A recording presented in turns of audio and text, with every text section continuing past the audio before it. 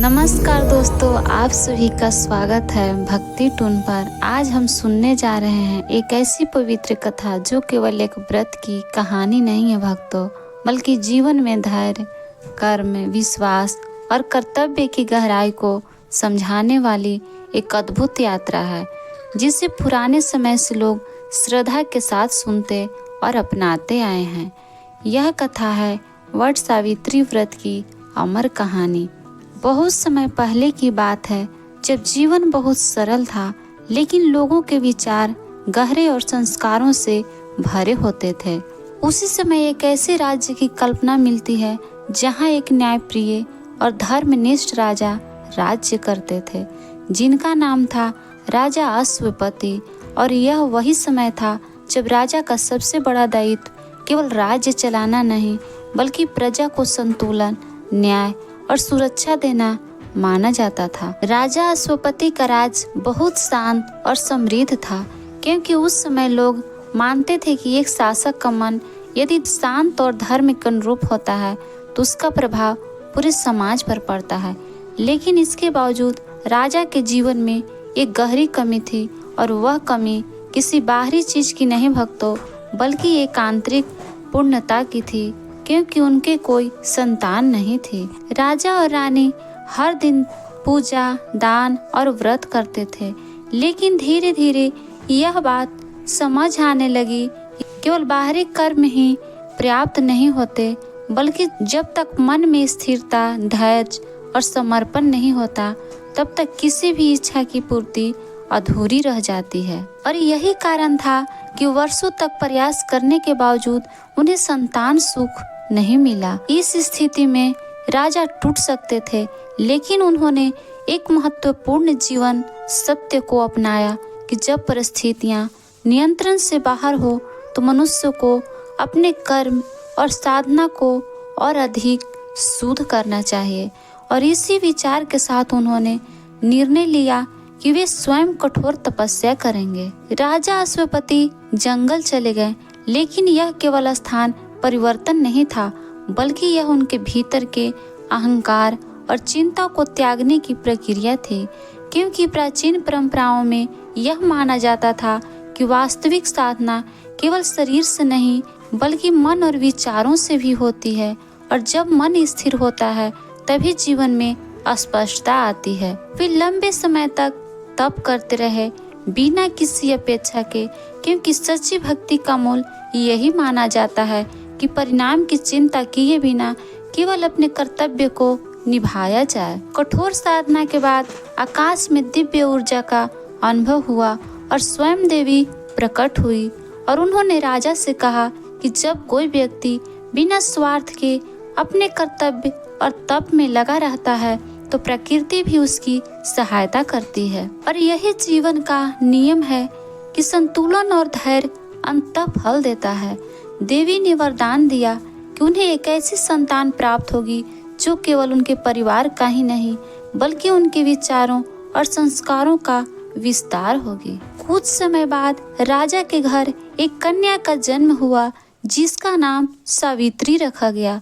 और यह केवल एक नाम नहीं था भक्तों, बल्कि एक ऐसी पहचान थी जो आगे चलकर यह सिद्ध करने वाली थी कि बुद्धि, धैर्य और आत्मविश्वास किसी भी परिस्थिति को बदल सकते हैं। सावित्री बचपन से ही बहुत शांत, समझदार और गहराई से सोचने वाली थी। और यह दर्शाता है कि जब परिवार में संस्कार मजबूत होते हैं, तो बच्चे केवल जन्म से नहीं, बल्कि विचारों से भी विकसित होते हैं। जैसे जैसे सावित्री बड़ी हुई, उसने जीवन में एक महत्वपूर्ण गुण सीखा कि केवल दूसरों पर निर्भर रहकर निर्णय नहीं लिए जाते, बल्कि व्यक्ति को स्वयं अपने जीवन के लिए जिम्मेदार होना चाहिए।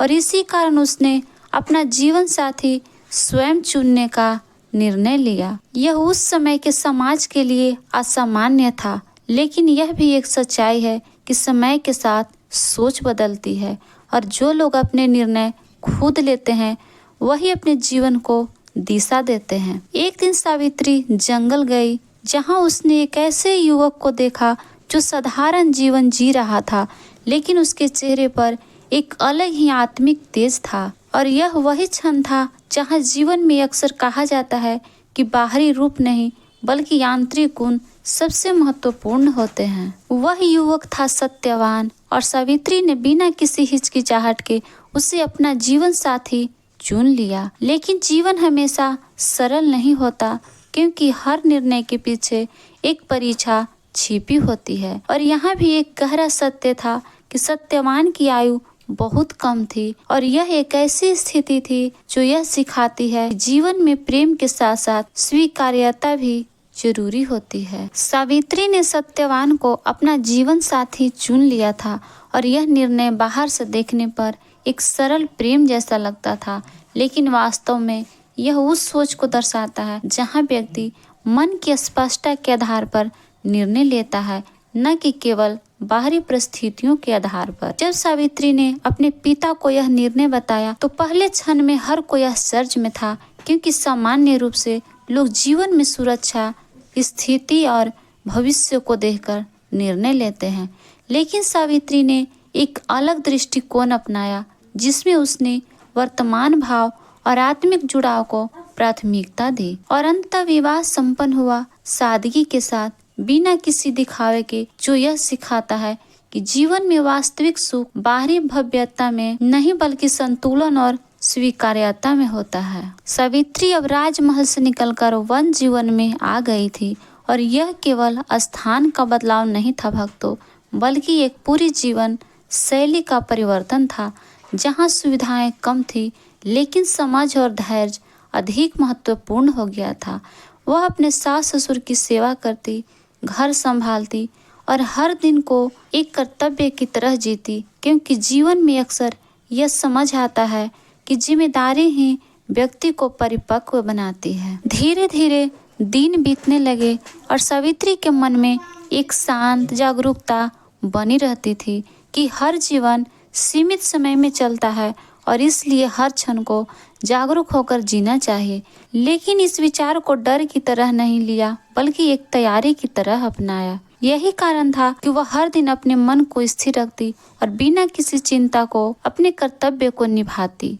एक दिन सत्यवान जंगल में लकड़ी काटने की तैयारी करने लगा और वह दिन साधारण लगता था, लेकिन प्रकृति में अक्सर ऐसे क्षण होते हैं जहां सब कुछ शांत होता है, लेकिन अंदर ही अंदर एक बड़ा परिवर्तन होने वाला होता है। सावित्री ने उसे देखा और उसके मन में एक गहरी शांति और स्वीकार्यता थी, क्योंकि उसे भीतर से यह एहसास था कि जीवन में कुछ चीजें पहले से निर्धारित होती है और मनुष्य का कार्य केवल अपने कर्तव्य को निभाना होता है। दोनों जंगल की ओर चले और रास्ता जितना शांत था उतना ही गहरा भी, क्योंकि वहाँ केवल बाहरी यात्रा नहीं हो रही थी बल्कि भीतर के भावों की भी यात्रा चल रही थी। सत्यवान पेड़ काटने लगा और सावित्री उसके पास बैठ गई और यह दृश्य केवल दो लोगों का नहीं बल्कि धैर्य और समय के बीच संतुलन का प्रतीक था भक्तों। जैसे जैसे समय आगे बढ़ा, जीवन के शरीर में थकान बढ़ने लगी और यह वह क्षण था जहां जीवन की अस्थिरता स्पष्ट रूप से दिखाई देने लगती है, क्योंकि शरीर एक सीमा के बाद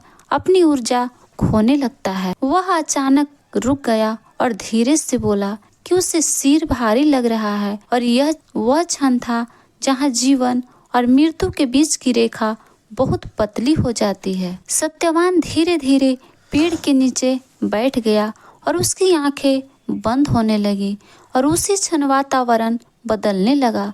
हवा रुक गई, पक्षियों की आवाज गायब हो गई और एक गहरी शांति फैल गई। सावित्री ने उसे देखा और उसे तुरंत समझ आ गया कि यह केवल शारीरिक थकान नहीं है बल्कि किसी बड़े नियम का हिस्सा है जिसे मनुष्य बदल नहीं सकता।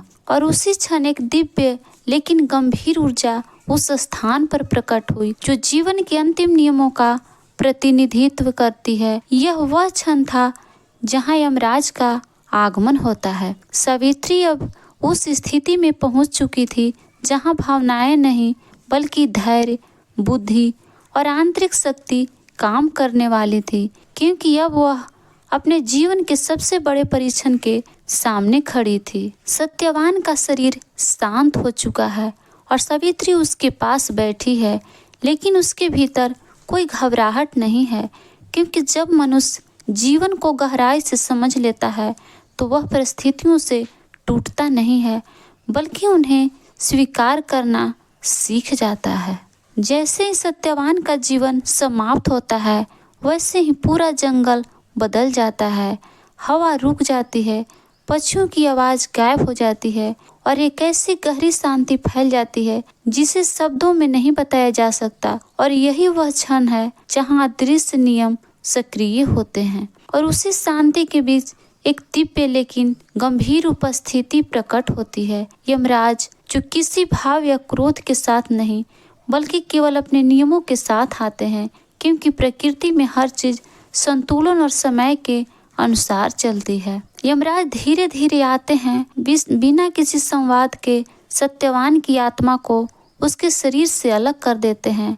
और यह दृश्य केवल मृत्यु नहीं, बल्कि यह समझाता है कि जीवन अस्थायी है और हर चीज का एक निश्चित समय होता है। वे आत्मा को लेकर आगे बढ़ने लगते हैं, क्योंकि उनके लिए यह केवल एक प्रक्रिया है।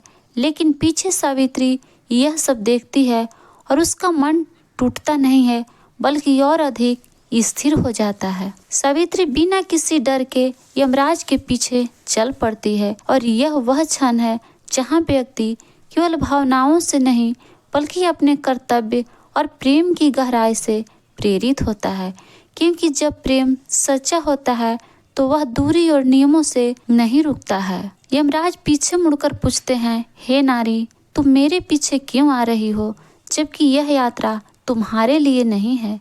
सावित्री शांत स्वर में जवाब देती है, जहाँ मेरे जीवन का आधार जा रहा है, वहाँ मेरा अस्तित्व भी जाना चाहिए। यमराज कहते हैं कि अब लौट जाओ, क्योंकि हर प्राणी को अपने कर्म और समय के अनुसार ही चलना होता है। लेकिन सावित्री रुकती नहीं है और यह दिखाता है कि जब मनुष्य अपने उद्देश्य को समझ लेता है तो वह परिस्थितियों से पीछे नहीं हटता। वह लगातार उनके पीछे चलती रहती है, बिना शिकायत, बिना भय के। थोड़ी देर बाद यमराज फिर कहते हैं कि तुम थक जाओगी, वापस चली जाओ। लेकिन सावित्री जवाब देती है कि जब तक मेरा कर्तव्य अधूरा है, तब तक थकान का कोई अर्थ नहीं है। क्योंकि जीवन में थकान शरीर की होती है, मन की नहीं। और यही वह विचार है जो सामान्य मनुष्यों से अलग बनाता है। यमराज सावित्री की दृढ़ता से प्रभावित होकर उससे वरदान मांगने को कहते हैं और सावित्री अपने सास ससुर की आंखों की रोशनी वापस मांगती है, क्योंकि वह जानती है कि जीवन केवल अपने लिए नहीं, बल्कि दूसरों के लिए भी होता है। यमराज उसे वरदान दे देते हैं, लेकिन सावित्री रुकती नहीं है और फिर आगे चलती रहती है। और यह देखकर यमराज समझ जाते हैं कि यह स्त्री केवल भावनाओं से नहीं, बल्कि गहरी समझ से चल रही है। वह फिर दूसरा वरदान देते हैं और सावित्री अपने ससुर का खोया हुआ राज वापस मांग लेती है, क्योंकि वह जानती है कि जब परिवार स्थिर होता है तो जीवन भी संतुलित रहता है। अब यमराज कहते हैं कि अंतिम वरदान मांगो और सावित्री बहुत शांत होकर कहती है कि मुझे एक पुत्र का वरदान दीजिए। और यमराज बिना सोच के उसे स्वीकार कर लेते हैं और आगे बढ़ जाते हैं। लेकिन कुछ कदम बाद यमराज रुक जाते हैं, क्योंकि उन्हें एहसास होता है कि सावित्री अब भी उनके पीछे चल रही है। यमराज पीछे मुड़कर पूछते हैं, तुम्हें पुत्र का वरदान मिल चुका है, फिर तुम मेरे पीछे क्यों आ रही हो? सावित्री मुस्कुरा कर कहती है, यदि पति ही नहीं होंगे तो पुत्र का अस्तित्व कैसे संभव है? और यह वही क्षण है जहाँ यमराज पहली बार रुक जाते हैं, क्योंकि यह प्रश्न केवल भावनात्मक नहीं, बल्कि जीवन के नियमों को छूता है। अब यमराज समझ जाते हैं कि यह कोई साधारण स्त्री नहीं है, बल्कि यह वह शक्ति है जो प्रेम, बुद्धि और धैर्य के संतुलन से जीवन के सबसे कठिन नियमों को भी समझ सकती है। सावित्री अभी भी शांत है, उसके चेहरे पर कोई भय नहीं है, क्योंकि उसने जीवन के सत्य को समझ लिया हो। उसके भीतर डर नहीं रहता, केवल स्पष्टता रहती है। यमराज रुकते हैं और पहली बार उनके भीतर एक विचार आता है कि यह स्त्री केवल अपने पति के लिए नहीं, बल्कि धर्म, कर्तव्य और संतुलन की गहरी समझ के साथ बोल रही है, क्योंकि उसने तीसरा वरदान मांगते समय भी किसी व्यक्तिगत लाभ को नहीं चुना था। वे सावित्री से पूछते हैं, तुमने पुत्र का वरदान मांगा है, फिर भी तुम मेरे पीछे क्यों आ रही हो? और सावित्री बहुत शांत स्वर में उत्तर देती है, हे धर्मराज, पुत्र तभी संभव है जब जीवन का आधार जीवित हो, क्योंकि बिना मूल के कोई भी शाखा अस्तित्व में नहीं रह सकती। और यह सुनकर यमराज पहली बार मौन हो जाते हैं। यह वह क्षण था जहाँ स्पष्ट होता है कि जीवन में केवल शक्ति नहीं बल्कि समझ सबसे बड़ी होती है। और जो व्यक्ति परिस्थितियों को स्वीकार करते हुए भी यही प्रश्न पूछने की क्षमता रखता है, वही वास्तविक रूप से परिस्थितियों को बदलने की शक्ति रखता है। यमराज समझ जाते हैं कि सावित्री केवल भावनाओं से नहीं चल रही, बल्कि वह जीवन के नियमों को गहराई से समझ चुकी है। यमराज धीरे से कहते हैं, तुमने अपने धैर्य, बुद्धि और भक्ति से मुझे प्रभावित किया है। और उसी क्षण वे सत्यवान की आत्मा को वापस छोड़ देते हैं। जैसे ही आत्मा वापस शरीर में प्रवेश करती है, जंगल में फिर से जीवन लौट आता है। हवा चलने लगती है, पक्षियों की आवाज़ फिर से गूंजने लगती है और प्रकृति जैसे खुद मुस्कुराने लगती है। सत्यवान धीरे धीरे आंखें खोलता है और उसे समझ नहीं आता कि क्या हुआ है, लेकिन सावित्री के चेहरे को देखकर उसे सब कुछ समझ में आ जाता है कि यह केवल प्रेम नहीं बल्कि एक ऐसी शक्ति थी जिसने मृत्यु की सीमा को भी पार कर दिया। वह खड़ा होता है और सावित्री के सामने नतमस्तक हो जाता है। यमराज मुस्कुराकर अंतिम वरदान देते हैं, आज से यह स्थान पवित्र रहेगा। जो भी स्त्री श्रद्धा और विश्वास से इस व्रत को करेगी, उसके जीवन में संतुलन, सम्मान और सुख बना रहेगा। और इसी के साथ वे अदृश्य हो जाते हैं। सावित्री और सत्यवान अपने जीवन में वापस लौटते हैं, लेकिन अब उनका जीवन पहले जैसा नहीं था, क्योंकि अब वे केवल जी नहीं रहे थे बल्कि हर क्षण को समझते हुए जी रहे थे। और यह दर्शाता है कि जब मनुष्य जीवन के सत्य को समझ लेता है तो उसका जीवन बदल जाता है। इस कथा का सबसे बड़ा संदेश यह है कि जीवन में परिस्थितियाँ हमेशा हमारे नियंत्रण में नहीं होती, लेकिन हमारा धैर्य, हमारी सोच और हमारा कर्तव्य हमेशा हमारे नियंत्रण में होता है।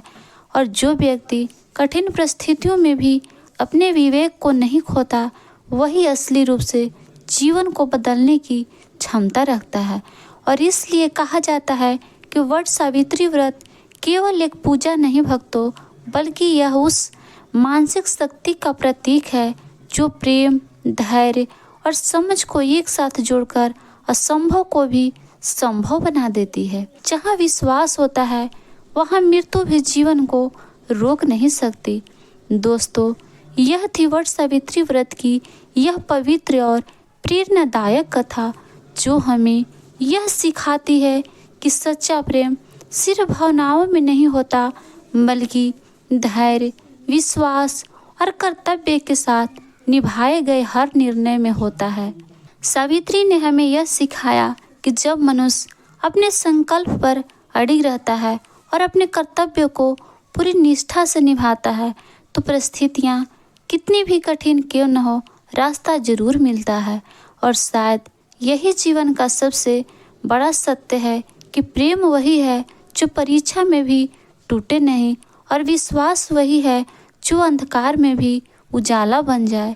अगर आपको यह कथा अच्छी लगी हो तो वीडियो को ज़रूर लाइक करें, चैनल भक्ति टून को सब्सक्राइब करें और बेल आइकन को दबाना ना भूलें। और कमेंट में ज़रूर लिखें जय माता सावित्री। हम फिर मिलेंगे एक और नई पवित्र कथा के साथ। तब तक के लिए जय श्री कृष्ण।